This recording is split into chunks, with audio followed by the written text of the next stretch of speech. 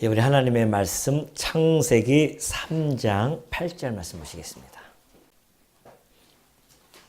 창세기 3장 8절입니다. 그들이 그날 바람이 불 때 동산에 거느시는 여호와 하나님의 소리를 듣고 아담과 그의 아내가 여호와 하나님의 낯을 피하여 동산 나무 사이에 숨은지라. 여호와 하나님이 아담을 부르시며 그에게 이르시되 내가 어디 있느냐? 이르되 내가 동산에서 하나님의 소리를 듣고 내가 벗었으므로 두려워하여 숨었나이다. 이르시되 누가 너의 벗었음을 내게 알렸느냐? 내가 내게 먹지 말라 명한 그 나무 열매를 내가 먹었느냐? 11절까지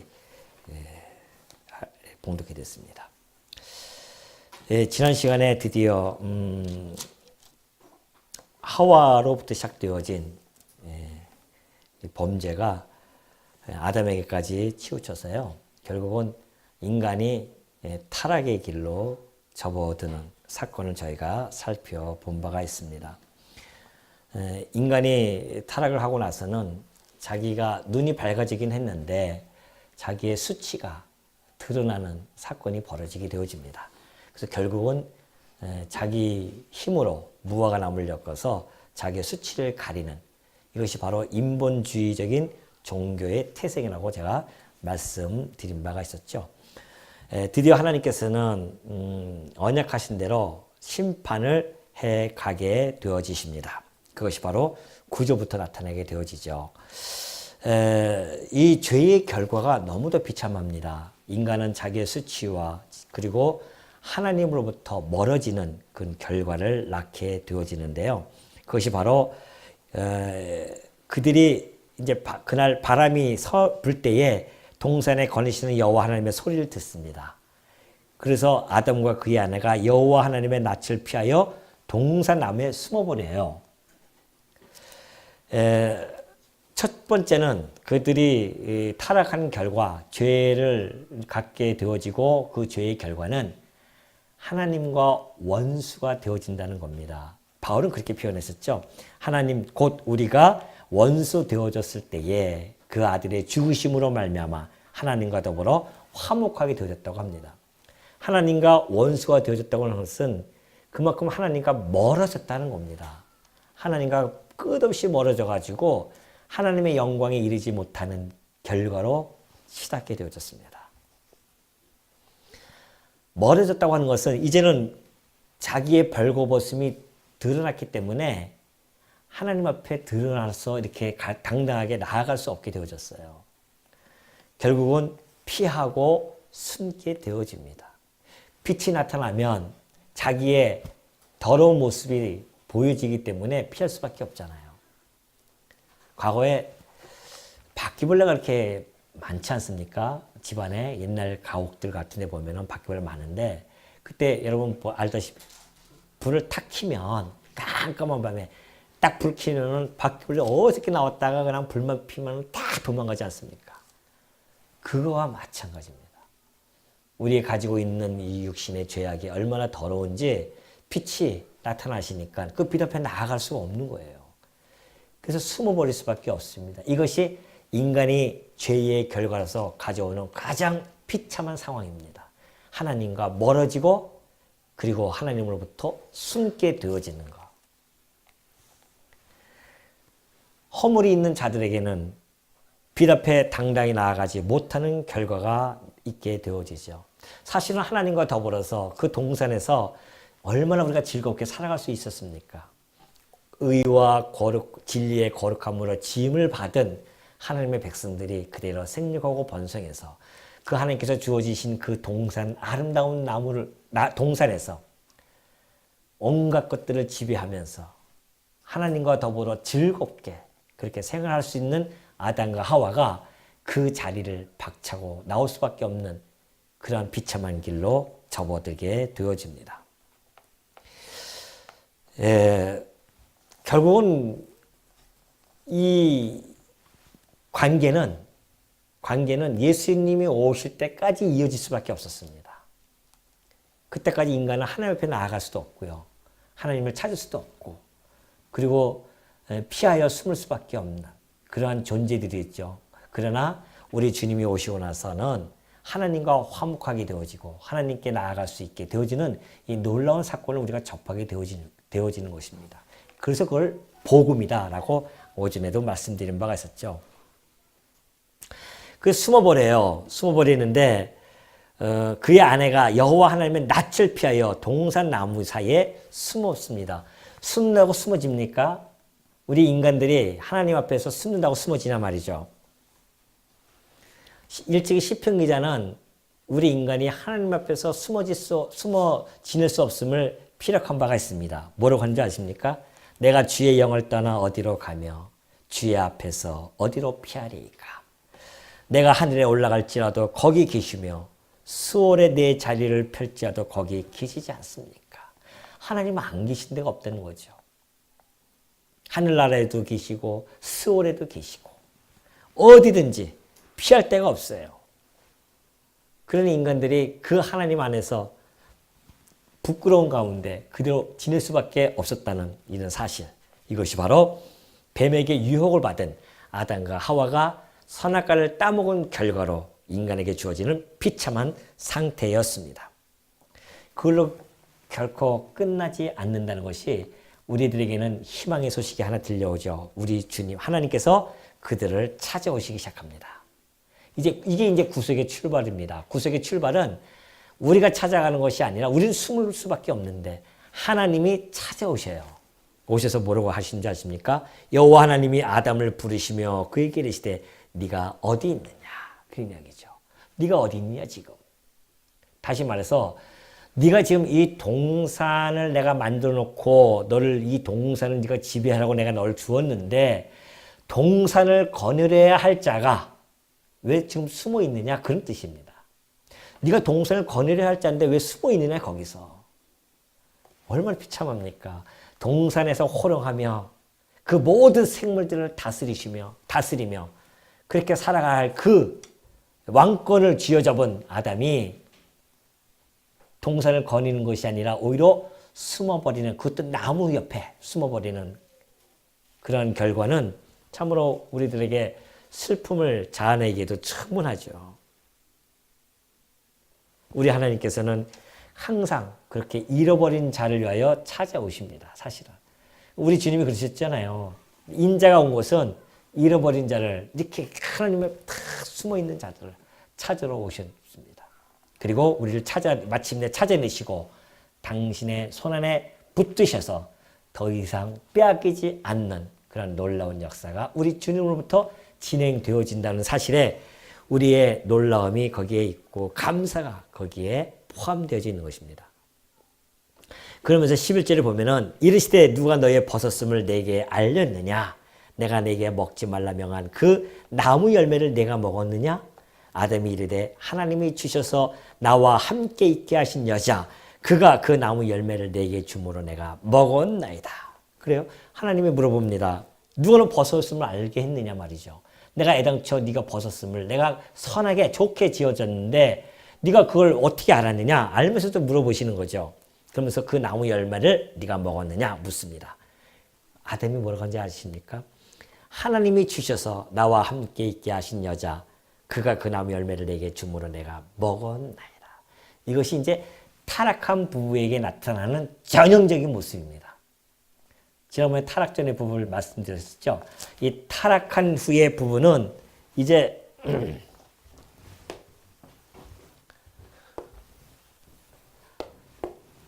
타락 전의 부부는 생명을 가진 그러한 부부였다고 했죠. 그러나 타락 후의 부부는 이제 영이 죽어버립니다.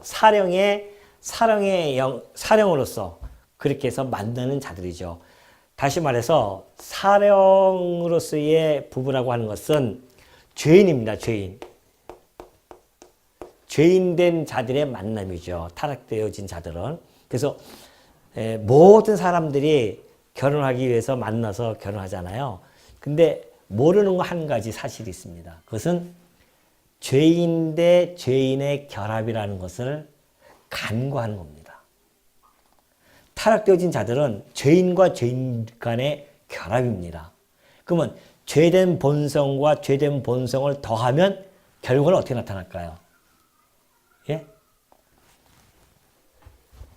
죄인이 결혼을 합니다.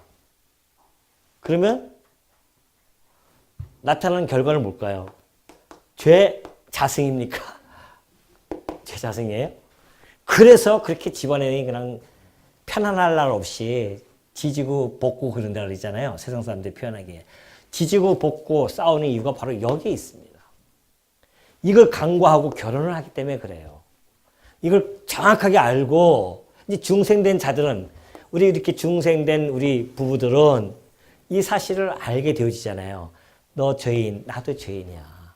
죄인끼리 우리의 만남인데 우리가 주님으로부터 덧입어서 우리가 의롭다 칭함을 받은 자이지만 여전히 우리 안에는 죄성이 가득하지 않겠니? 그렇다고 한다면 우리는 정말 불쌍한 자들이고 하나님으로부터 의로움을 받았다 하지만 이 땅에 살아가는 동안은 여전히 육신의 몸을 가지고 우리는 범죄할 수밖에 없는 죄인들이야. 우리 서로 그걸 잘 알고 불쌍히 여기고 서로 삽시다. 이렇게 시작하시는 분이 있어요? 혹시 그렇게 시작하시는 분이 계십니까, 여기? 결혼 준비할 때 뭘 준비하십니까? 결혼 생활에 대한 것을 준비하는 것이 아니라 결혼식을 준비하고 결혼하더라고요. 이게 문제예요. 결혼 생활을, 우리가 죄인과 죄인이 만났으니 오죽하겠느냐, 우리가. 그러니 어떻게 하면 좋겠느냐. 우리가 주님 앞에서 타락된 부부야 그것도 생각 못하지만 중생된 부부는 그걸 알 수가 있잖아요. 그러니 우리가 주 앞에서 정말 겸손하게 서로가 서로를 용납해주는, 너도 죄인이고 나도 죄인이기 때문에 부딪힐 수밖에 없지 않느냐. 이걸 우리가 알고 시작하는 것과 그냥 모르고 그냥 죄인인지도 모르고 그냥 보니까 난 남자가 멋있고 잘생겼단 말입니다. 그냥 보니까 여자가 아름답고 이뻐요. 그래서 결혼을 한단 말이죠. 그래서 살다 보니까는 그 안에 있는 본성들이 꿈틀꿈틀 나오기 시작하는데 한 콩깍지를 내 뼈 중에 뼈여 살 중에 살이라 했을 때 그때가 불과 6개월 아니면 1년이거든요. 그것도 길면 1년, 짧으면 6개월. 안에 그 콩깍지가 딱 벗겨버리면 이제는 완전히 그냥 죄성만 남아가지고 부딪히는 거죠. 우리 부부들이 이런 걸 잘 모르고 그냥 결혼하잖아요. 이런 교육은 언제 받았습니까? 그냥 결혼하고 그냥 니캉내캉 좋으면 사는 거다 해가지고 살았죠. 그러니 이 안에서는 불만, 불평, 짜증 그렇게 살아가는 거예요. 이쪽에서. 그래도 우리가 성도라고 한다면, 중생된 부부라고 한다면 적어도 이 정도 우리의 부부관은 알고서는 살아가야 되죠. 타락 전에는 우리가 이랬었는데 타락 후 되니까 이렇게 사령으로서의 부부로서 우리가 만나게 살게 되어지고 뿐만 아니라 두 몸이 돼버려요. 이제 두 몸. 이때는 한 몸 된 부부였었죠. 갈비뼈를 떼어서 너는 내 뼈 중에 뼈여 살 중에 살을 했는데 딱 선악과를 따먹고 나니까 두 몸이 확 돼버리니까 어떻게 합니까? 뭐로 갑니까? 아담이. 진짜 우리 인류의 조상이지만 저라도 그렇게 안 했을 것 같은데. 안 그래요? 우리 집사님들 다 그렇잖아요. 장로님도 그렇고. 왜 여자한테 핑계를 댑니까? 아닙니다. 제가 잘못했습니다.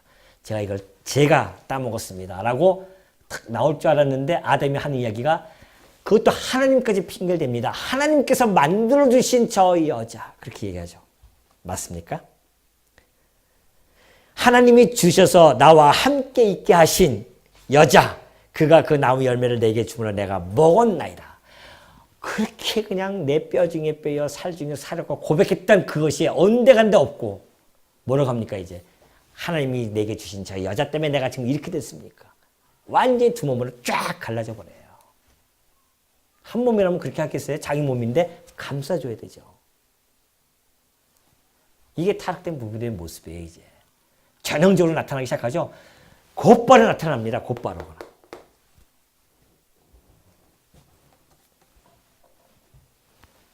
그랬더니만 또 물어봐요. 그러면 여호와 하나님이 여자에게 이르시되 네가 어찌 이렇게 하였느냐? 여자가 이르되 뱀이 나를 꿰물어 내가 먹었나이다. 여자도 또 뱀에게 핑계를 댑니다. 이게 바로 타락된 자들의 변명에 급급할 수밖에 없는 그러한 모습을 바라보고요. 인간의 변명이 얼마나 치졸한지 아십니까? 이런 모습에서 우리가 보게 되어지고 여전히 자기 합리화. 여러분 스스로 잘못했을 때에 부부간에도 그래요. 잘못했을 때에 솔직하게 내가 잘못했어 이렇게 얘기하시는 분 거의 별로 없잖아요. 자존심 때문에 잘못해서도 일단은 어떻게 합니까? 우기고 보는 거죠. 일단은 우깁니다. 말도 안 되는 소리를 막 하고 큰 소리 치면서 우깁니다. 끝없는 변명이죠. 아담과 하와도 끝없는 자기 합리화를 시키기 시작합니다. 그게 타락된 모습입니다. 타락된 모습이 이때부터 전형적으로 나타나기 시작해요. 완전히. 인간이 타락된 인간들의 변명이 얼마나 치졸하냐면요. 과거에 다른 사람 볼 거 없이 대제사장이라고 하는 그 아론이 대제사장 되기 전에 아론의 변명 한번 들어보실래요? 아론이 이스라엘 백성들을 하나님께서 끌고서는 시내산 밑에다 놓고 시내산 위로 모세가 올라갑니다. 40일이 지나요? 안 내려와요. 백성들이 막 언성을 높입니다. 원망을 합니다. 아니 우리를 인도했던 모세는 올라갔는데 언제 내려올지도 모르겠고 우리 불안해 죽겠다. 우리를 인도해낸 신을 우리가 만들자. 그러니까 아론에게 막 큰 소리 치니까 아론이 금 가져와라 해가지고 만들거든요. 내려오다가 모세가 이제 그 십계명판 들고 내려오다가 보니까는 송아지 만들어 놓고 있지 않습니까? 냈다는 십계명을 던져서 뽀개버리잖아요. 그때의 아론이 하는 변명이 하도 그냥 안 내려오니까는 그래서 내가 금을 가져와 봐라 해가지고 금을 갖다 불속에 던졌더니만 불에서 갑자기 송아지가 펑 하고 튀어나왔다는 거 아니에요. 그게 아론의 변명이었습니다. 인간의 변명이 그렇게 치졸합니다. 우리가 세상을 살아가면서 타락된 자들의 모습 전형적으로 보여줍니다. 하나님 앞에서 우리가 얼마나 변명하고 합리화시키고 끝없이 합리화시키잖아요. 자기가 잘못했다고는 추워도 얘기 안 합니다. 교회 생활도 마찬가지입니다. 교회 생활했을 때도 분명히 본인에 의해서 어떤 일들이 벌어졌음에도 불구하고 거기에 대해서는 일절 함구 안 하고 가만히 있어요. 그 결국은 일들이 막 벌어지고 막 그렇게 부딪히고 하는 거죠. 잘못했으면 잘못했다고 솔직하게 얘기하면 되는데 하고 싶은 마음이 없는 거죠. 잘못했다고. 우리 이런 모습들이 타락된 자들의 전형적인 모습이라는 것을 우리가 잘 알게 되어집니다. 그래서 여호와 하나님이 여자에게 이르시되 내가 어찌 이렇게 하였냐 하니까 뱀이 그렇게 꿰물어 내가 먹었습니다 라고 이야기를 합니다. 그리고 나니까 여호와 하나님이 뱀에게 이르시되 내가 이렇게 하였으니 내가 모든 가축과 들의 모든 짐승보다 더욱 저주를 받아 배로 다니고 살아있는 동안 흙을 먹을지니라. 뱀에게 하나님께서는 뱀에게 동기를 묻지 않습니다. 네가 왜 그렇게 했느냐가 아니에요. 그냥 가차없이 심판을 해가게 되어집니다. 그것이 이제 14절에 그러죠. 뱀에게는 모든 가축과 들의 모든 짐승보다 더욱 저주를 받아서 배로 다니고 살아있는 동안 흙을 먹게 되어지고 또 내가 너로 여자와 원수가 되게 하고 내 후손도 여자의 후손과 원수가 되게 하려니 여자의 후손은 내 머리를 상하게 할 것이요 너는 그의 발꿈치를 상하게 할 것이니라. 이 뱀이라고 하는 것이 처음 하나님 만들었을 때는 정말 멋들어지게 만들었을 것 같아요. 지금처럼 이렇게 뱀이 막 기어다니지 않고 뭐 서서 다닐 수도 있고요. 또 날아다닐 수도 있고요.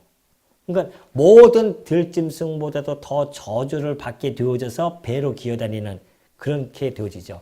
사단의 도구로 결국 사용되어지는 거 아닙니까? 그게?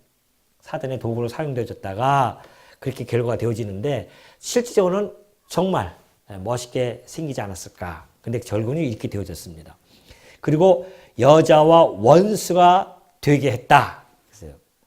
그러니까 여기서 지금 뱀이라고 하는 것은 사단을 상징하고 있잖아요. 사단을 상징하기 때문에 사단의 후손. 그래서 여자와 원수가 되게 하고 또 내 후손, 뱀의 후손도 여자의 후손과 원수가 되게 해서 여자의 후손은 내 머리를 상하게 할 것이요 너는 그의 발꿈치를 상하게 할 것이니라. 끝없이 여자의 후손과 뱀의 후손이 싸우는 그러한 대결 구도로 가게 되어지는데 여자의 후손은 예수 그리스도 아니겠어요? 왜 여자의 후손이라고 하냐면은 아담의 후손으로는 안 된단 말입니다. 아담의 후손으로는 다 죄악 덩어리가 태어날 수밖에 없잖아요. 왜? 아까 얘기했듯이 사령이라고 하는 것은 의와 그 다음에 진리의 거룩함, 진리 거룩함으로 지어졌는데 죄인이 되어지고 타락하고 나서부터는 의가 불의하게 되어졌고요. 그리고 진리가 거짓으로 바뀌었고 거룩이 부정하게 되어졌고 이런 상태란 말입니다. 이런 상태로 태어나게 되어지니 이 상태로는 점도 흠도 없는 제물로 바쳐져야 되는데 안 되잖아요. 그러니까 인간의 씨로 오면은 하나님의 영원한 제물로서의 자격 요건이 안 됩니다. 그러니까 아담의 후손으로 오면 안 되죠. 아담의 씨로, 육신의 씨로 오면 안 된단 말입니다. 그래서 여자의 후손이라고 하는 것은 곧 성령으로 말미암아 잉태가 되어져서 하나님의 아들이 이 땅에 직접 여자의 몸으로 입어서 그리고 이 땅에 태어나심으로 말미암아 그는 점도 흠도 없으시고 그래서 마침내 우리들의 모든 죄악을 담당하실 수 있는 그런 자격 요건을 갖추고 오시게 되어지는 것입니다. 바로 이것이. 그래서 여자의 후손이죠. 그러니까 이 여자의 후손이 이 땅에 왔을 때 뱀의 이 후손들이 얼마나 괴롭힙니까? 오직하면 우리 세례 요한도 그랬잖아요. 이 독사의 자식들아 그러죠. 그리고 예수님도 이 독사의 자식들아 그것이 바로 아이러니하게도 바리새파와 서기관들 사두개인들이었어요. 이 독사의 자식들이. 사단은 물불 가리지 않고 사용합니다. 이용합니다. 유대인들도 이용해버리잖아요. 이렇게. 하나님을 경외한다고 하는 그 바리새인들, 서기관들을 사단이 그들을 이용함으로 말미암아 결국은 독사의 자식들로서 예수 그리스도를 십자가에 못 박아 죽이는 이 놀라운 역사 속에서 그대로 진행되어져 간다는 사실이죠. 이 약속이 이때 하셨던 이 약속의 말씀이 역사 속에서 그대로 이루어지게 되어집니다. 그래서 여자의 후손은 내 머리를 상하게 할 것이요. 이 사단은 우리 여자의 후손인 그리스도를 이길 수 없죠. 왜냐하면 우리 주님은 만물을 다스리는 자이시고요. 아담은 생물을 다스렸지만 그것도 감당하지 못해가지고서는 그 자리에서 굴러 떨어져서 타락하게 되어졌지만 우리 주님께서는 하나님의 아들로 이 땅에 오셔가지고서는 사단의 모든 유혹을 깔끔하게 정리해버리고 그리고 그는 승리하셨단 말입니다. 그리고 모든 힘을 다해가지고 사단이 예수 그리스도를 십자가에 못 박아 죽였지만은 그러나 3일 만에 부활하심으로 말미암아 사단의 그 사망의 권세를 깨트려 버렸습니다. 이것이 바로 우리 다음 주일날 부활주의를 맞이하면서 우리가 얼마나 소망하는 겁니까? 그 사망의 권세를 깨트림으로 말미암아 사단이 더 이상 힘을 발휘하지 못하도록 그 머리를 완전히 상해버리게 해줬습니다. 그리고 마지막 때까지 그냥 지 조금 이렇게 움직일 수 있도록 놔뒀다가 결국 마지막 때 그 모든 것 다 걷어다가 지옥불에 던져버리는 그런 역사가 요한계시록을 통하여 우리에게 계시되어진 바가 있죠. 그러니 우리 주님께서 이 창세기 3장의 이 말씀이 어떻게 이렇게 역사 속에서 그대로 진행되어졌고 그리고 요한계시록을 통하여 마지막까지 다 보여줌으로 말미암아 하나님의 약속이 정말 신실하게 이루어짐을 우리가 다시 한번 확인하게 되어집니다. 그래서 그의 발꿈치를 상하게 하죠. 십자가 못 박아 죽이지만은 그러나 부활 승천하심으로 말미암아 머리를 상하게 하신다. 여전히 그리스도의 몸된 교회를 지금도 핍박하는 것은 바로 그 이유입니다.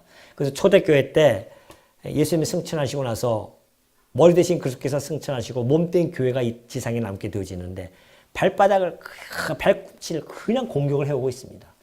수많은 사람들을 갖다가 순교하게 하고 죽이고 목배임을 당하게 하고 그러잖아요. 그 권세를 잡아가지고서는 공중 권세 잡은 자가 끊임없이 이 인간의 권세 속에서 이용을 하면서 많은 교회들을 핍박한단 말입니다. 주의 성도들을 죽이기도 하고요. 지금도 여전히 그렇게 이루어지고 있죠. 지금도 우리 한국교회도 마찬가지였었고요. 저 중국에 있는 교회도 지금 핍박하는 그 모든 것들이 끊임없이 교회의 발꿈치를 공격하는 그런 일환들입니다. 그렇기 때문에 하나님께서는 그것을 이미 약속해 줬죠. 반드시 이루어집니다. 그러나 치명적인 상처를 입힐 수는 없습니다. 교회를 무너뜨릴 수는 없어요. 그 교회는 끝까지 승승장구할 것이며 우리 주님이 승리하셨던 것처럼 교회는 마침내 승리의 깃발을 휘날리면서 최후 승리를 하게 되어질 것이다. 이것이 마지막 역사의 프로그램의 하나님의 작정 속에 다 그 안에 포함되어 있는 것이죠. 그래서 우리가 이 땅에 살아가면서 때로는 힘들고 지치고 엎어진다 할지라도요. 우리에겐 최후 승리가 있다고 하는 그 보장 때문에 다시 힘을 얻을 수가 있고 다시 일어날 수도 있는 것이고.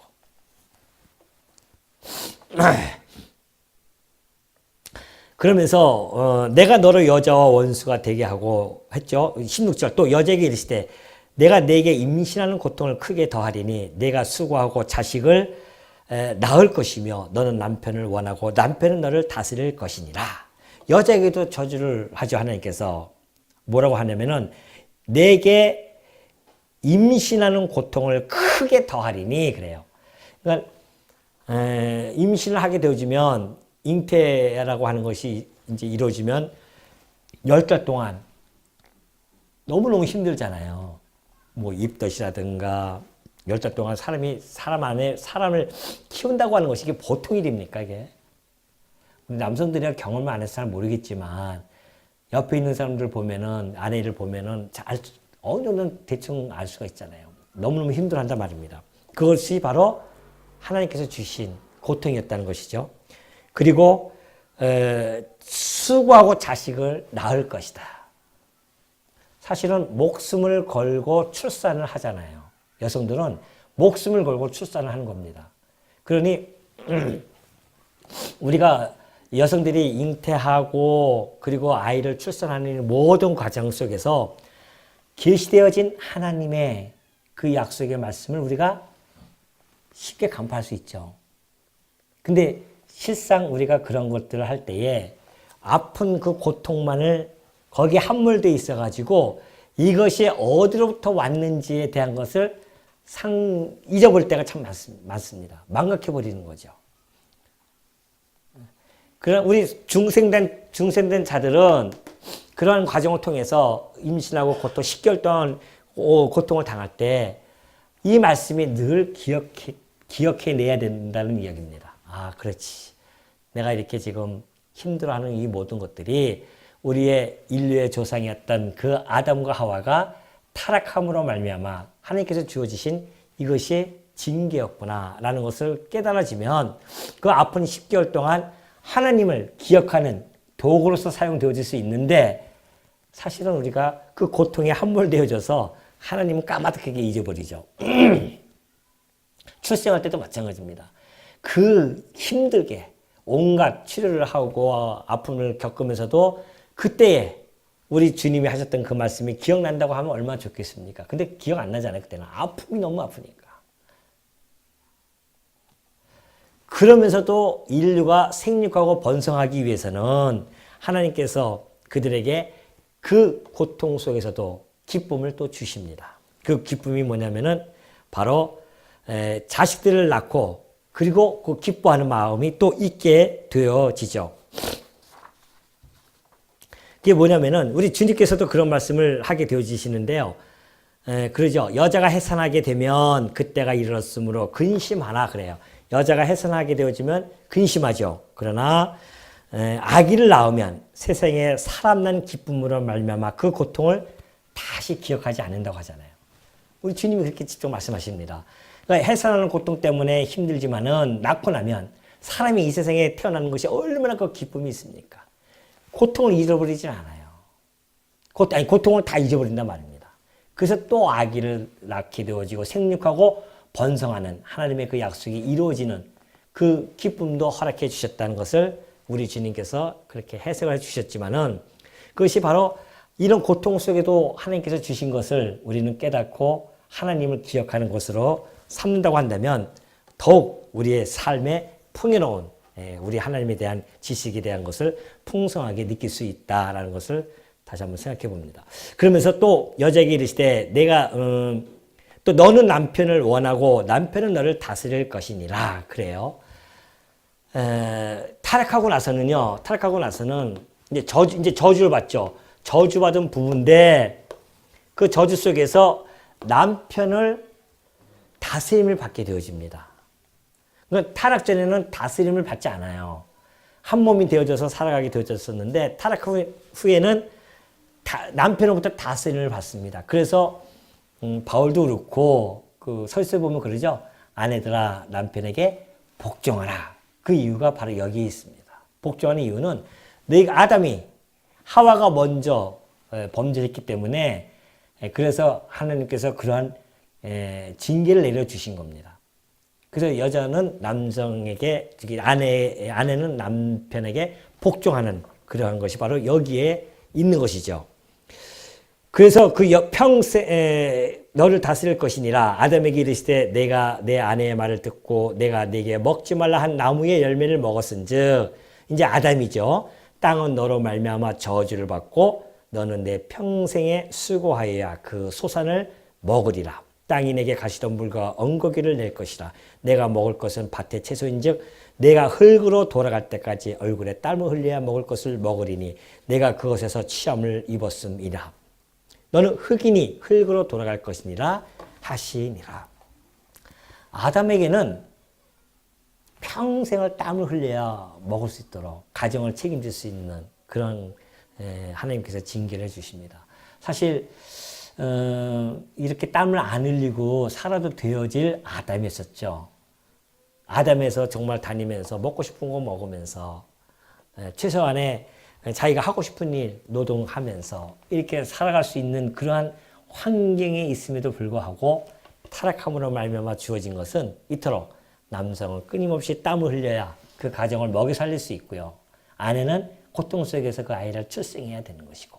그러니까 우리가 살아가는 그 삶 속에서 하나님의 그 약속이 이루어지는 과정을 너무 생생하게 깨달을 수 있는 과정들입니다, 사실은.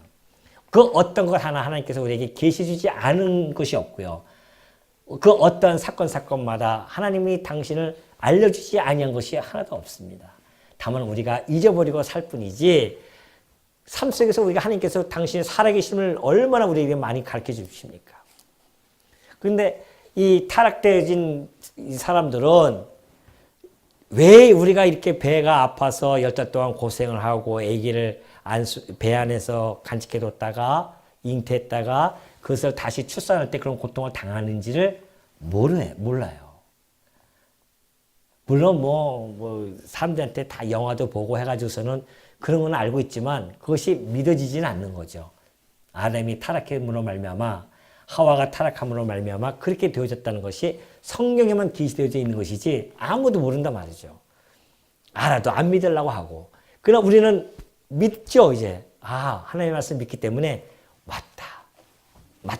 우리의 삶 속에서 그냥 하나님이 살아계심이 그냥 여기저기서 생생하게 전달되어진단 말입니다. 우리의 삶 속에서 그대로 나타나잖아요. 출산할 때마다 맞다. 오늘도 우리 남편들은 나가서 땀 흘려 수고할 때에 이것이 우리의 인류의 조상인 아담으로부터 타락된 결과로 우리에게 주어진 것이구나. 그래서 우리가 그걸 땀 흘릴 때마다 우리 하나님을 기억하게 되어지는, 그래서 하나님에게 다시 돌아서고 하나님께 돌아가는 그러한 우리의 삶의 모습으로 나타날 수 있는 현장들임에도 불구하고 까마득하게 잊어버립니다. 그냥 땀 흘리는 그 자체에 함몰되어 있는 거죠. 아이고 힘들어 하면서.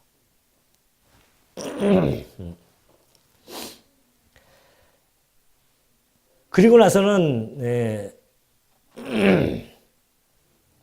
아담이, 그리고 마지막으로는 너는 흙이니 흙으로 돌아갈 것이니라, 그런 이야기를 하게 되어집니다.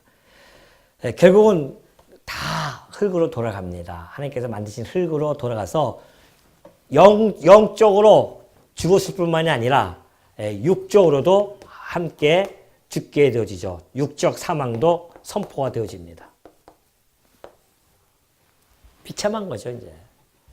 영원히 살 수 있었던 그 아담과 하와, 하나님의 말씀을 잘 순종했다고 한다면 영원히 살 수 있었을 텐데, 그거 불순종하는 바람에 이제 육적 사망, 영적 사망, 육적 사망이 한꺼번에 다 오게 되어집니다. 도리가 없는 거죠, 이제는. 그래서 우리가 예수 그리스도가 왜 그렇게 필요한지를 다시 한번 깨닫는 거죠. 그가 와야 우리의 영이 중생되어지고 우리의 육체가 부활되어져서 하나님과 더불어서 과거에 에덴 동산에서 즐겁게 하나님과 더불어서 살았던 그 모습, 하나님을 피하지 아니하고 이제는 예수 그리스도를 통하여서 하나님 피하지 않고 당당히 하나님과 함께 즐겁게 살아갈 수 있는 것이 우리들에게는 확보되어졌다는 것, 보장이 되어졌다고 하는 것. 그래서 오늘 오후에도 행복하다는 것 잊지 마시기 바랍니다. 자, 그러면 이제 아담이 그의 아내의 이름을 하와라 불렀으니 그는 모든 산자의 어머니가 됨이더라 그래요.